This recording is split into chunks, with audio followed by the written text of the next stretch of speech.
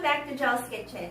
As we promised from the past week, we did our baking 101 session, which is the kitchen tools and the equipment. And if you guys want to know more about what are the basics that you need to have in order for you to start your baking journey, you can go ahead and click the link down below on the description box. For today, as promised, we are going to do measuring or the proper measuring of the ingredients, whether it be dry, wet ingredients, or those that are pasty or like fudgy in nature. Also, we're gonna discuss the things that we need in order for us to measure properly the tools, in addition to how it's going to be used, and also the weighing scale. Because I've discussed that in the previous video that weighing scale is the most accurate one, and I'm gonna prove to you guys that each different cups, so this one, just a second. Okay. So these are both 1 cup, 2 different makes, 2 different designs. Let's check in this video if these are the exact measurements that they say they are. So 1 cup, and I'm gonna also tell you how to check your weight over the internet. So do stay tuned and continue watching. I'm going to be addressing all your concerns on the comments as well. So let us know whatever you're thinking, or if you want to clarify things, then comment down below. Alright? Okay, so without further ado, let's get started. First and foremost, the very first thing that we need to understand, especially when baking, is we have to measure this one, which is the very basic of baking, is the flour. There's a lot of ways I've seen over videos on YouTube that people are just doing this. And then once they have this one, either they would pack it in, or sometimes they don't even pack it in.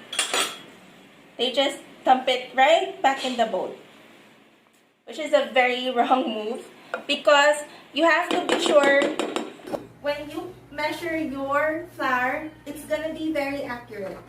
So you need to make sure that it's fluffy and light. So let me put that back in. So what you're gonna do, the proper way to do it is you have to sift your flour first, okay? So let's go ahead and sift it.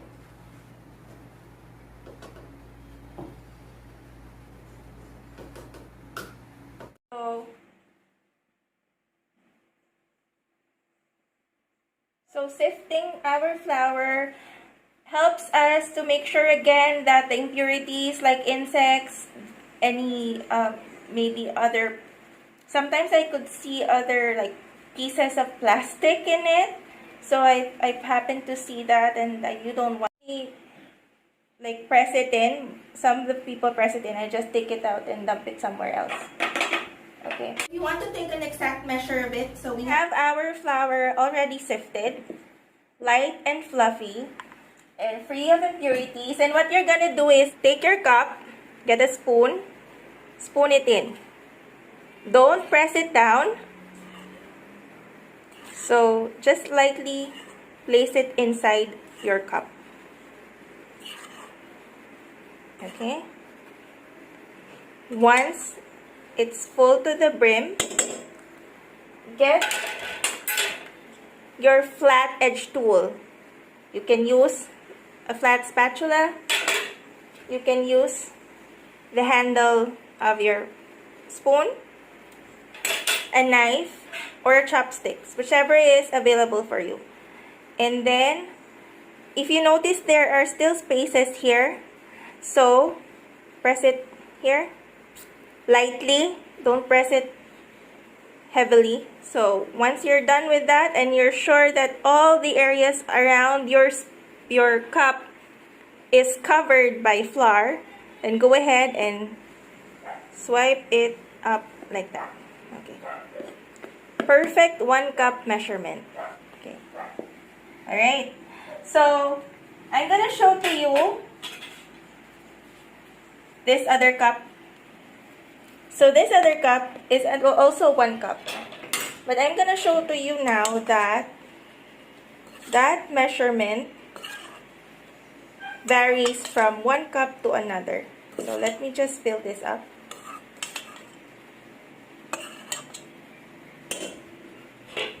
Same as what we did, make sure that your surface on the sides is coated with flour, especially this side here. Okay, and then you swipe it off. Okay, so that's 1 cup. Alright, let's see right now if these 2 cups have the same measurement. So I'm gonna take our weighing scale here. Let's put this aside. Right. So if this weighing scale is with me for 2 years already, so turn it on. You can see it's 0. And then you place in your any container that you would need to place in your ingredients. For that matter, let's just adjust it here. So that's 330. You're gonna want to place it or press your there so that you make sure that you're not measuring your bowl. You're measuring only the ingredients. So it goes back to 0. Alright, the first cup here, the red cup we have. So 1 cup is around 114 grams. Okay, that's the first cup. Let's see the second one. It's okay, we're just gonna press there. I know like there's still powders there, but it's not measuring anything. So as you can see, it's 0 grams. Let's do the green cup. And that's the whole difference. And I can still take off like this one here. There's still a lot. So as you can see, it's 122 grams. So which means to say that that's 8 grams and 121. So that's 7 to 8 grams more the other cup is than the red one. So it's better if you can invest in a good weighing scale. So we're gonna do our sugar. So easy. Since it's already compact, you don't need to like sift it off. So you can just measure it directly. Okay. And then you can shake it off. Or if you really want accuracy, okay, swipe it up. I have one perfect half a cup of white sugar. Right there. For brown sugar, it's a different story though. Brown sugar, usually most recipes would require you to have brown sugar measured in a compact form. So what you're going to do is, you're going to press your sugar in. So you get your spoon. Keep on pressing.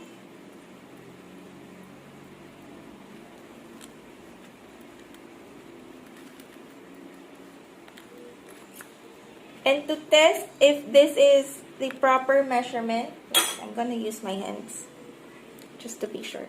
Okay. And to test if this is the proper measurement, you're going to do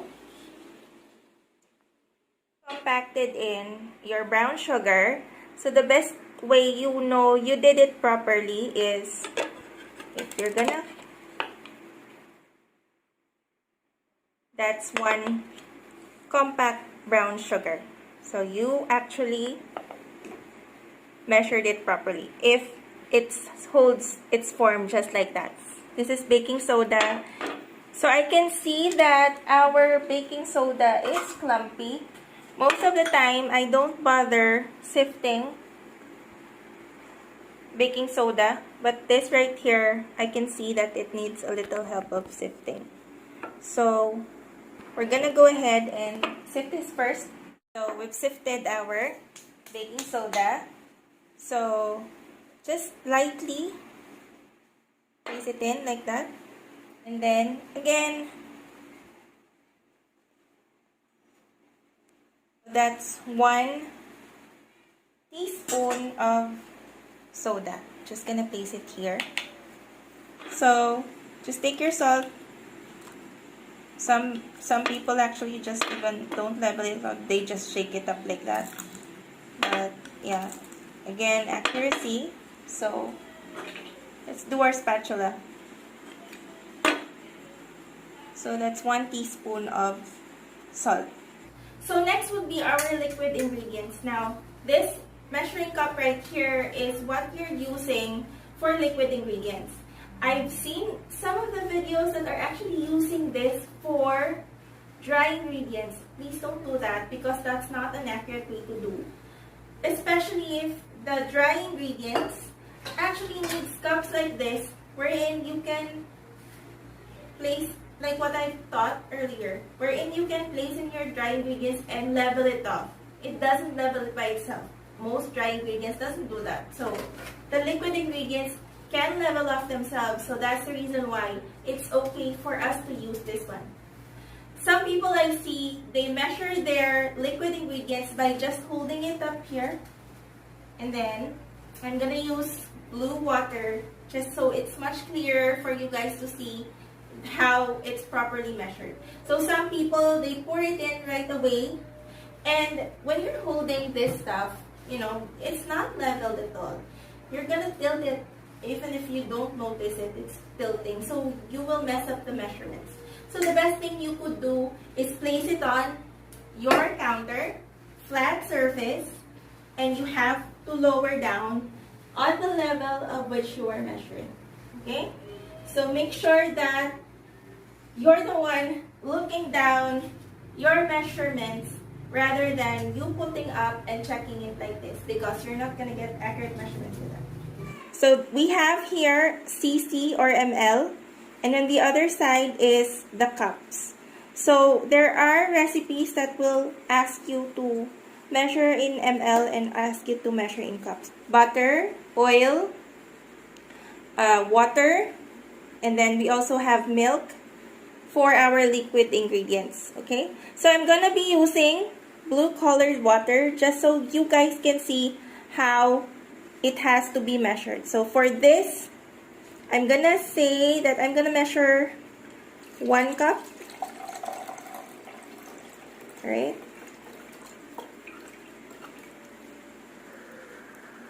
So bend over, look down on your,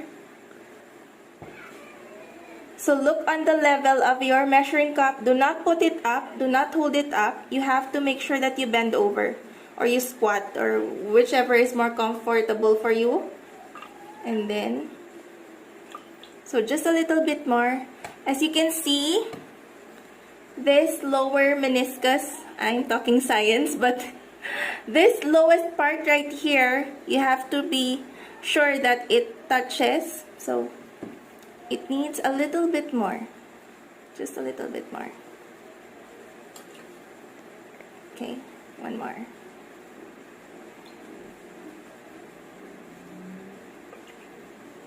Okay, so once it touches the line like that, as you can see, so that's already 1 cup.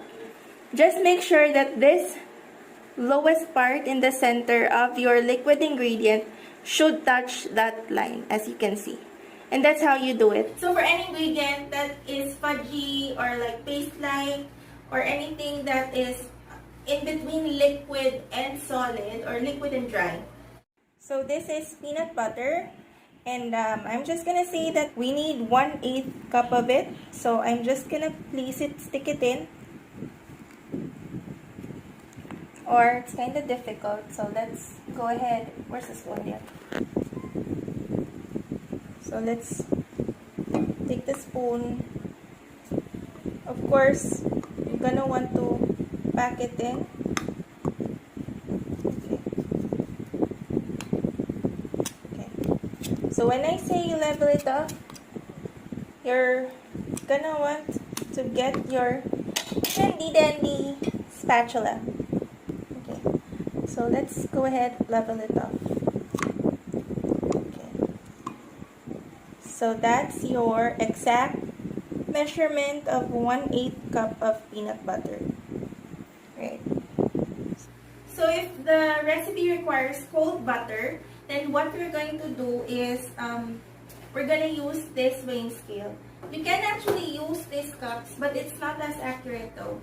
But yeah, you can still try use that. It's 200 grams. So what I do is, if the ingredients, or if this is basically 1 cup. One 200 grams butter is 1 cup. So what we do is, if you half it properly, so this is 1/2 cup already. So that's 1 stick of butter.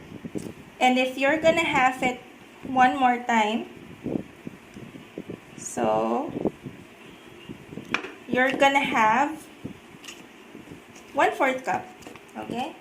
But if you do want accurate measurements, you want to go to Google and then type in your keywords for measuring, and then let's use our weighing scale. So according to Google, 1/4 cup of butter is actually 56.7 grams. And then 1/2 cup is 113.4 grams. So this has no decimal point in it. So I'm just gonna place it here and then hit there again, so it goes back to 0. And then let's see if this 1/4 cup is accurate.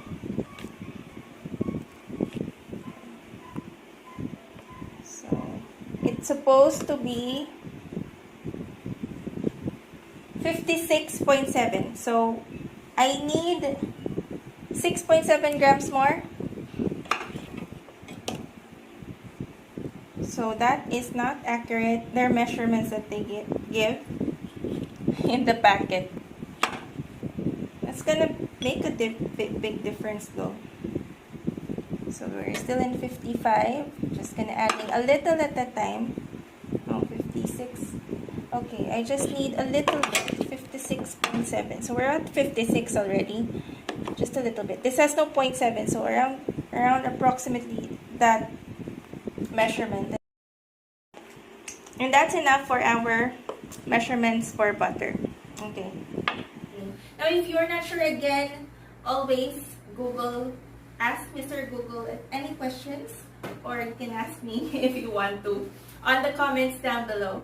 Okay guys, that's basically about it. You need to know in measuring your ingredients. I hope you learned something from this session. If you do got value from our session today, please don't forget to like our video. And don't forget to subscribe to our channel and continue to support us so we can be able to provide you with all this information that you need to know about Baking 101. So I'll see you guys in our next Baking 101 session. Thank you so much for spending your time with us. I'll see you around. Bye!